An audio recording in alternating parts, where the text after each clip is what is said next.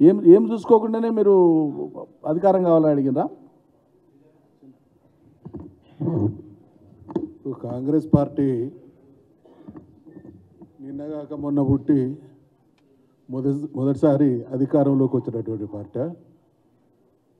ఈ దేశాన్ని సుదీర్ఘకాలం పాటు పాలించినటువంటి పార్టీ.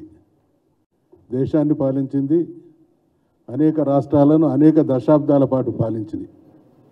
ఒక ప్రభుత్వం ఏ రకంగా నడుస్తుంది, ప్రభుత్వం ఉండేటువంటి మంచి చెడు ఏంటి అనేటువంటి అవగాహన లేకుండా ఇవాళ ఖచ్చితంగా కాంగ్రెస్ పార్టీ ఒక బాధ్యతారహితమైనటువంటి పార్టీ. బీఆర్ఎస్ పార్టీ బాధ్యతాయుతమైనటువంటి పార్టీ. మొన్న రేవంత్ రెడ్డి గారు కావచ్చు, ఎన్నికల మేనిఫెస్టో కావచ్చు, వాళ్ళు ఇచ్చినటువంటి 6 హామీలు కావచ్చు, వాళ్ళు మాట్లాడిన దాన్ని నిలబెట్టుకోలేదనేటువంటి ప్రశ్న కానీ గుర్తు చేయడం కానీ ప్రధాన ప్రతిపక్షంగా బీఆర్ఎస్ పార్టీ యొక్క బాధ్యత. వాళ్ళు బాధ్యతను విస్మరించి ఎదుటోళ్ళు వాళ్ళ బాధ్యతను నిర్వర్తించకూడదు అనేటువంటి ధోరణి ప్రజాస్వామ్యంలో ప్రజాహితాన్ని కాంక్షించి మాట్లాడేటువంటి మాటలు కావు. ఖచ్చితంగా 3 రోజులుగా మేము సమీక్షా సమావేశాలు నిర్వహిస్తూ ఉన్నాం. మా కార్యకర్తలలో అంటే మేము కూడా 40 సంవత్సరాల పైచిలుకు కాలం నుండి రాజకీయాల్లో ఉన్నాం, పార్టీలలో పనిచేసినాం.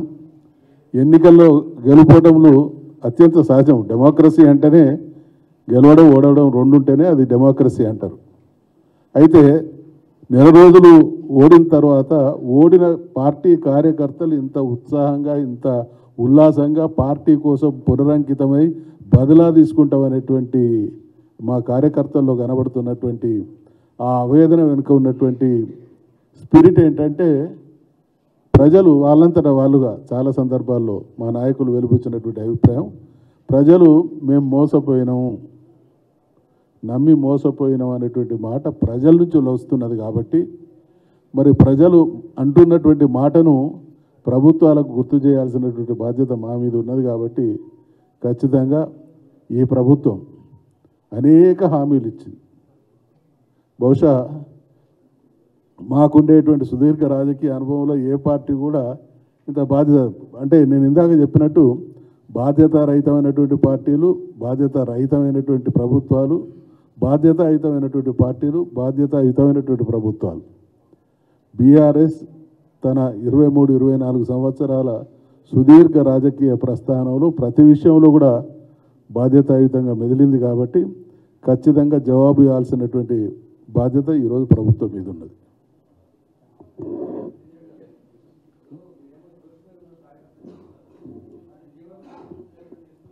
ఎక్కడ అసంతృప్తి లేదండి. మీకు ఎక్కడ కనిపించింది? ఎక్కడ ఎవరు చెప్పారు మీకు?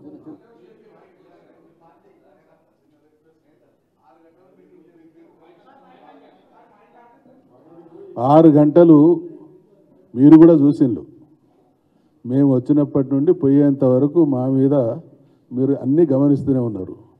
6 గంటల సుదీర్ఘ సమావేశంలో 4-5 నిమిషాలు డెమోక్రసీ బట్ న్యాచురల్ గ్యారంటీగా కొన్ని సందర్భాల్లో ఎవరన్నా వాళ్ళు వ్యక్తం చేయదలుచుకున్నటువంటి అభిప్రాయాలను వ్యక్తం చేస్తారు. పార్టీ ఇంటర్ఫియర్ అవుతుంది.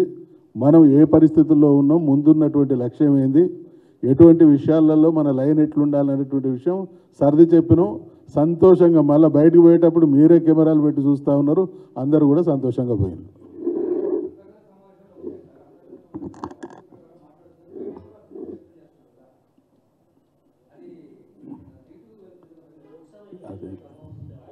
అది it's a very very very small and smallest matter. దాని గురించి పెద్దగా ఇంత అక్కర్లేదు.